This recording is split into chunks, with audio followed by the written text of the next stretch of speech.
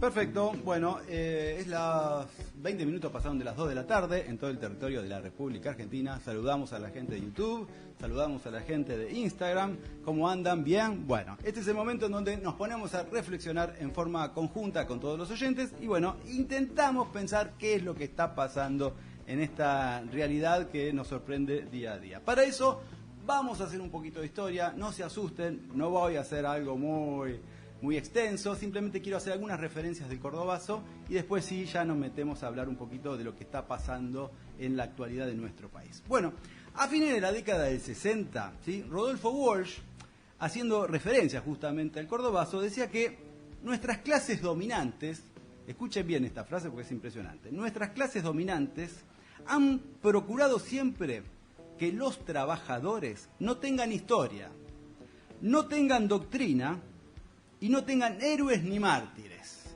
¿Sí? Bien.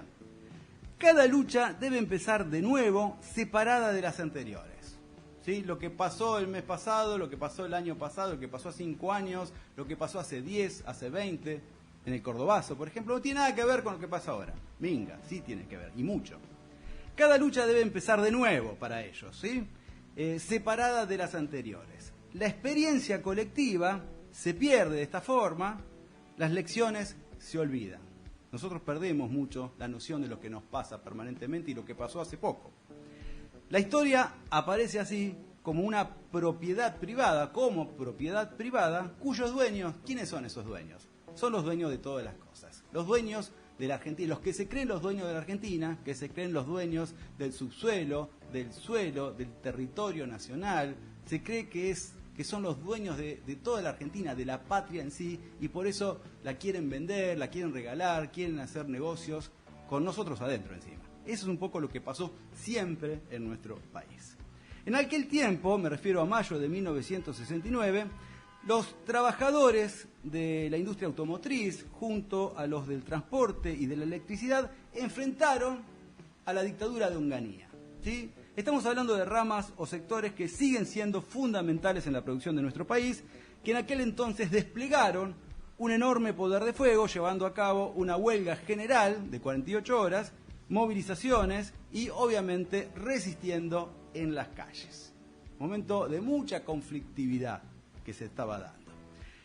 Las dos CGT nacionales de ese momento, la Sopardo y la de los argentinos, decidieron llevar adelante una huelga general para el 30 de mayo, porque, entre otras cosas, Onganía, ¿saben qué había hecho Onganía? Había devaluado la moneda en un 40%. Había devaluado la moneda en un 40% y se negaba a restablecer la negociación colectiva y actualización salarial suspendidas desde hacía 2 años. Fíjense que esto es similar a lo que está pasando hoy. Todos los sindicatos durante los últimos 2 años tuvieron que negociar al 1, al 1,5% o al 2%. Más de esos, subía la inflación, el déficit cero se arruinaba, bueno, y todos tuvieron que arreglársela como pudieron. Eso mismo estaba pasando en ese periodo de Onganía. Y en aquel entonces pasó algo más. Se estaba queriendo quitar lo que en ese momento se llamaba como el sábado inglés, ¿sí? Porque se trabajaban 8 horas, pero ese día se trabajaban 4, ¿sí? Era mediodía y se pagaban las 8 horas. Ese punto en sí, que tiene que ver con las horas extras, bueno, desató, obviamente con otras cuestiones también, pero ese punto en sí realmente fue la gota que rebasó el vaso, podríamos decir, que implicó todo lo que terminó sucediendo en términos históricos. Por eso, los sindicatos cordobeses no solo ratificaron el paro nacional, sino que decidieron adelantarlo al 29 para que fuese, obviamente, de 48 horas.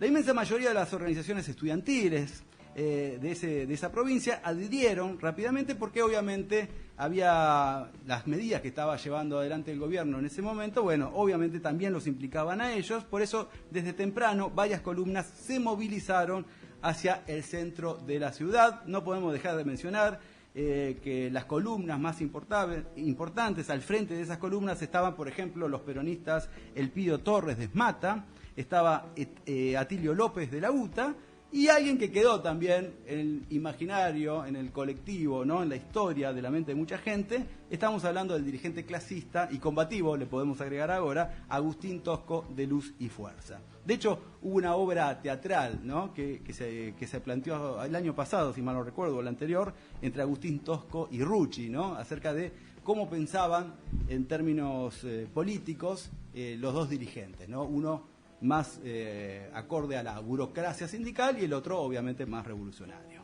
El cordobazo abrió un proceso justamente revolucionario cuyo principal protagonista fue la clase obrera y obligó a los militares y a la oligarquía de aquella época a ponerle fin a la proscripción del peronismo. Fíjense cómo de a poquito algunas cosas empezaron a destrabarse.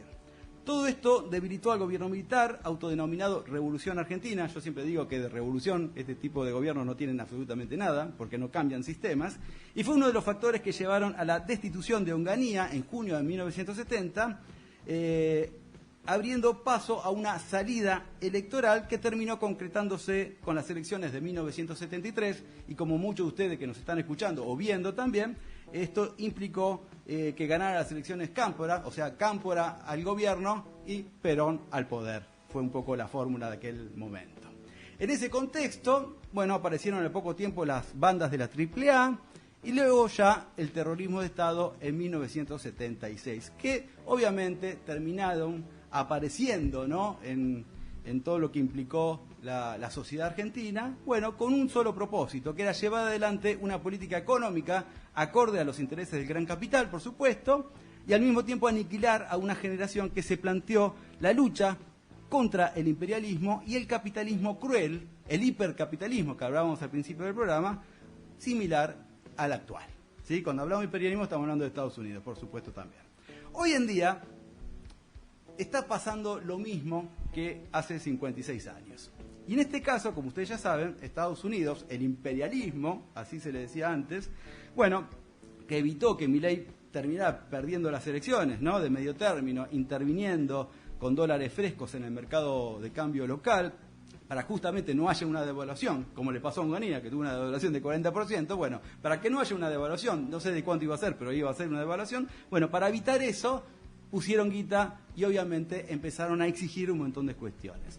Ellos imponen ahora un presupuesto y una serie de reformas como la laboral que el gobierno está dispuesto a convertirlas en leyes lo antes posible y cueste lo que cueste, porque como ustedes ya saben, para eso sí hay plata.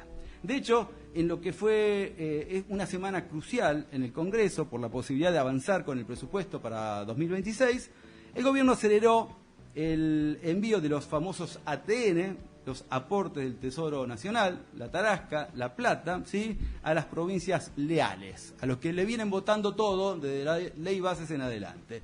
Me refiero a, por ejemplo, Tucumán, que recibió 20.000 millones de dólares, 20.000 millones de pesos.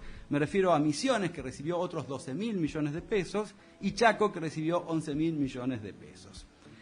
Pero esto pasó hasta el viernes nomás. Ya se prometió que van a recibir también dinero. Me refiero, por ejemplo, a Catamarca, de Raúl Jalil, que va a recibir 10.500 millones de pesos. Me refiero también a Rogelio Frigerio, de Entre Ríos, que va a recibir 7.000 millones de pesos. Y el salteño Gustavo Sáenz, que va a recibir 6.000 millones de pesos. En total estamos hablando de 66.500 millones de pesos que el gobierno utiliza para extorsionar a los gobernadores y que estos a su vez les exijan a sus legisladores que voten lo que se le canta al gobierno. Así usan la política esta gente. Bueno, así todo, y tras conseguir la media sanción de un presupuesto que multiplica el ajuste, para variar, favorece a los ricos y carga los costos sobre los más desprotegidos, bueno, el gobierno sufrió un duro golpe con el rechazo al capítulo que deroga el financiamiento universitario y la emergencia en discapacidad. A ver, acá tenemos que hacer una aclaración porque el grado de crueldad y de maldad que tiene este gobierno es increíble y lo puedo transferir a lo que implica para ellos el tema del dinero. Viste que dicen no hay plata, que no podemos gastar porque el déficit es cero y la mar en coche. Bueno, a ver, si uno suma ¿sí?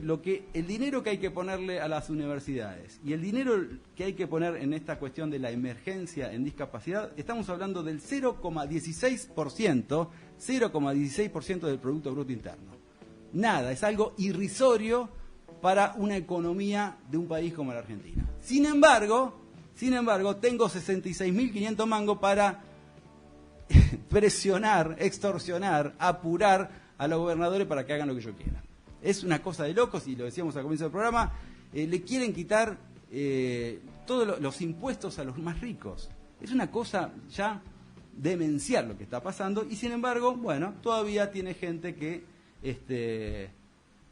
sigue apoyando algo que la verdad me llama mucho la atención. Acá quiero hacer un parate, porque no lo tenía pensado decir, pero yo que a veces se enojan los libertontos, los liberotarios, cuando se los denomina de esa manera. A ver, yo le diría a muchos de ustedes que escuchan este programa o que escuchan los editoriales más adelante, en otro día, no necesariamente ahora en vivo, pero ¿a quién se les dice libertontos?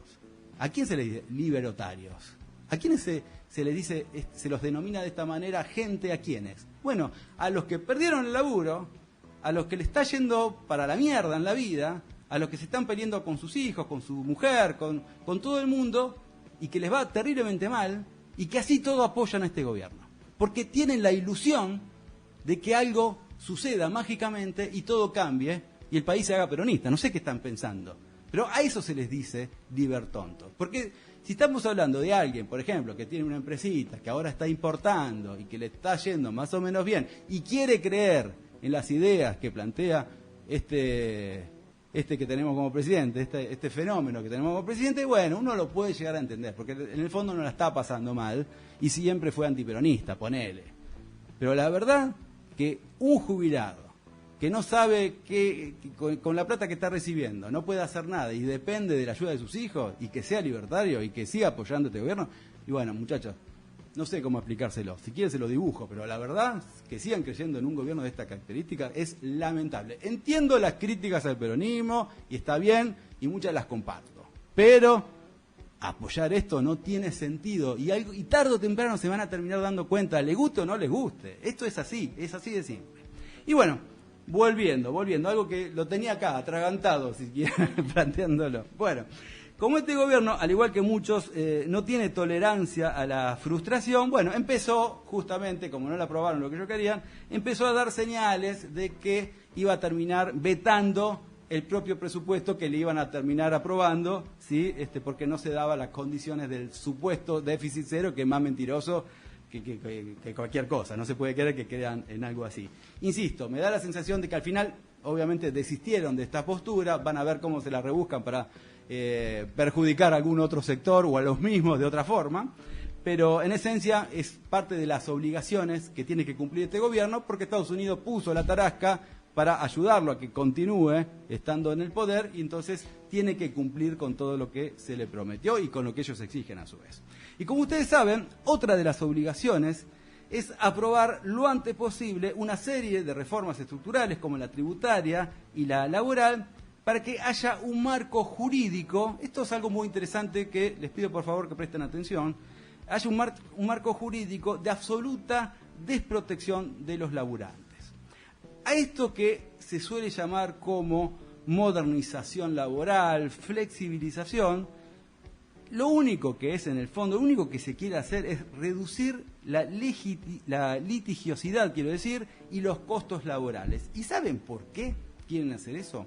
Porque hay todo un plan, una estrategia para que algunas empresas de Norteamérica, ¿sí?, que estuvieron instaladas o están o siguen instaladas en el sudeste asiático, por ejemplo, bueno, vengan a la Argentina. Quieren hacer una mini inversión para que esas empresas vengan a la Argentina, y obviamente a los laburantes le quieren pagar nada, ¿sí? Quieren que haya un sistema de esclavitud total, como sucede en esos países, ¿no? La verdad, en donde los trabajadores y las trabajadoras viven en condiciones infrahumanas, se podría decir, porque realmente ya ni vida propia tienen. Es un desastre como trabajan, ganan 2 mangos y les hacen laburar día y noche, en algunos casos hacen lo que se llama cama caliente, ¿viste?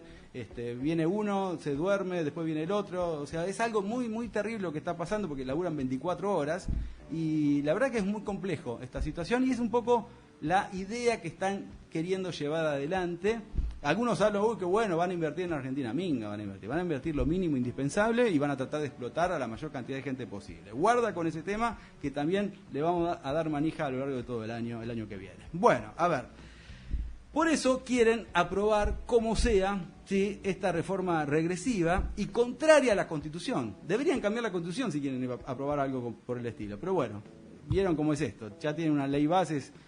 Tienen un decreto que lo utilizaron hasta hace poco nomás, que era absolutamente inconstitucional y parece que la justicia siempre mira para otro lado. Bueno, la cuestión es que esta reforma que quieren hacer de la legislación laboral, bueno, implica llevar a la Argentina al siglo XIX, lisa y llanamente, porque apunta a quitar derechos a los trabajadores formalizados, que estamos hablando de un 40% de la población económicamente activa, y eternizar las condiciones de precarización del otro 60% restante, muchos de los cuales trabajan en negro, se la rebuscan como pueden, o en algunos casos también son monotributistas, como aquí quien les habla. Bueno, esta es la razón por la cual la CGT, junto a la CTA también y otras organizaciones sociales y de derechos humanos, llevaron adelante este jueves esta marcha multitudinaria que también se dio en distintas partes del país. Esta marcha multitudinaria decía Plaza de Mayo, en donde se dejó en claro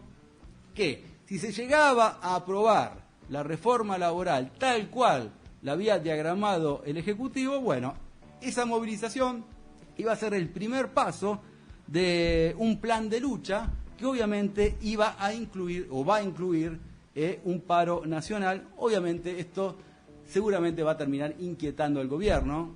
Yo le agregaría, la verdad que no quedaba, no sé, no se animaron a decirlo, pero yo podría paro nacional por tiempo indeterminado. Eso sería wow.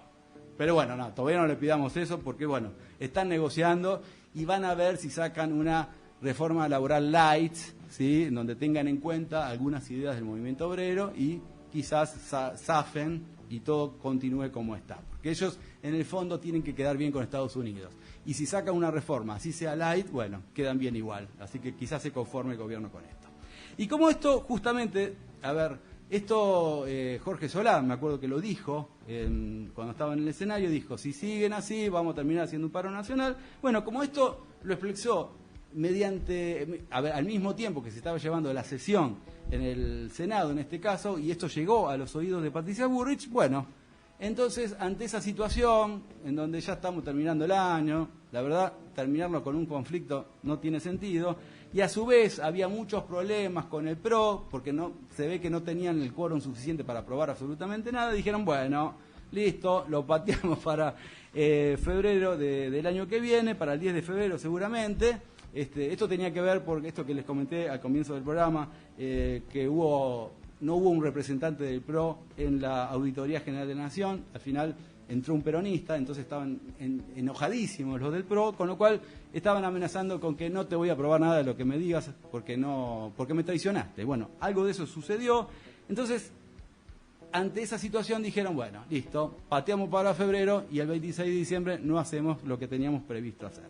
Es cierto, tan solo se ganó un poquito de tiempo, pero si no hubiera habido una gran movilización como la que hubo, bueno, es probable que quizás sí se hubiera terminado aprobando una reforma de estas características de manera express y entre gallos y medianoche, pum, teníamos la reforma laboral adentro. Pero, por suerte, no fue así. ¿Esto qué es lo que significa? Significa que, como dicen las madres, la única lucha que se pierde es aquella que se abandona. Por eso es inminente no abandonarnos como sociedad y seguir marchando y explicándole a todos aquellos que quieran oír que una Argentina mejor para todos y para todas es posible, y ese país tan solo se puede dar con un peronismo unido, con un peronismo modernizado y con un peronismo fiel a sí mismo.